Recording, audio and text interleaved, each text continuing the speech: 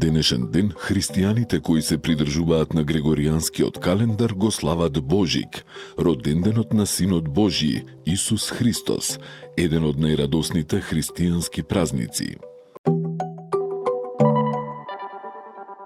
На овој датум во 800 година, папата Лав III во Рим го крунисал францускиот владетел Карло Велики за свет римски цар, а тоа беше титула на германските монарси до времето на Наполеон I.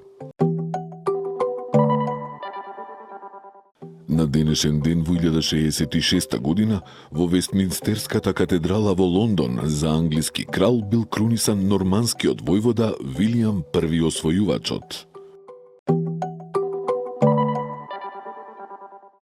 На овој датум во 1642 година во Вулстроп е роден Исак Њутон, англиски физичар, астроном и математичар. Тој ги поставил темелите на класичната физика и на вишата математика, го открил природниот закон на општата гравитација, меѓусебното привлекување на сите сили.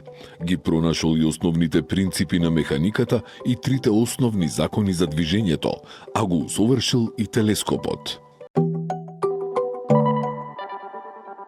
На денешен ден во 1741 година, шведскиот физичар Андрес Целзиус ја создал скалата од 100 степени за мерење на температурата.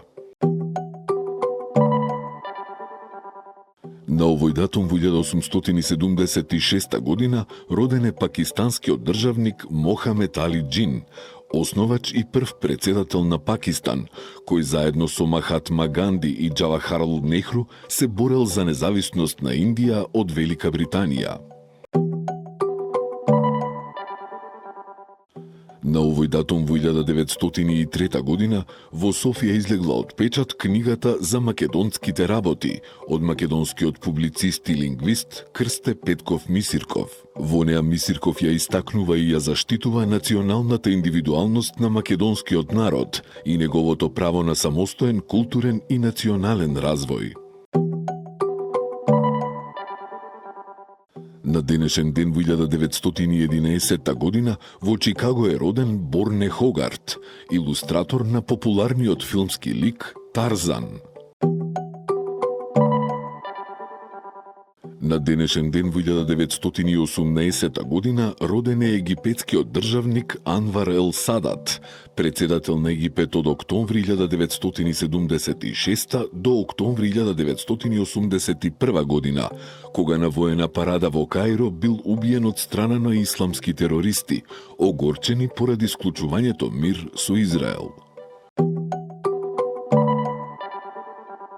На денешен ден во 1943 година во Кавадарци е роден Зафир Хаджиманов, актер, поет, музички композитор и пејач. Во 2007 година Зафир Хаджиманов бил промовиран во почесен амбасадор на културата на Република Македонија во Република Србија.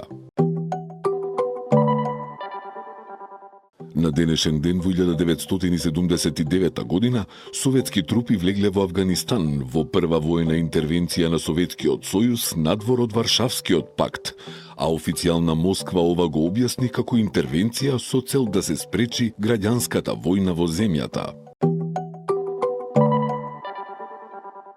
На денешен ден во 1989 година сменетиот румански диктатор Николај Чаушеску и неговата жена Елена Чаушеску биле стрелани во трговиште по тајното и брзо судење. На овој датум во 1991 година советскиот председател Михаил Горбачов поднесол оставка. Од основањето на Советскиот сојуз во 1922 година Горбачов бил седмиот на државата. Негови претходници биле Ленин, Сталин, Хрушчов, Брежњев, Андропов и Черњенко.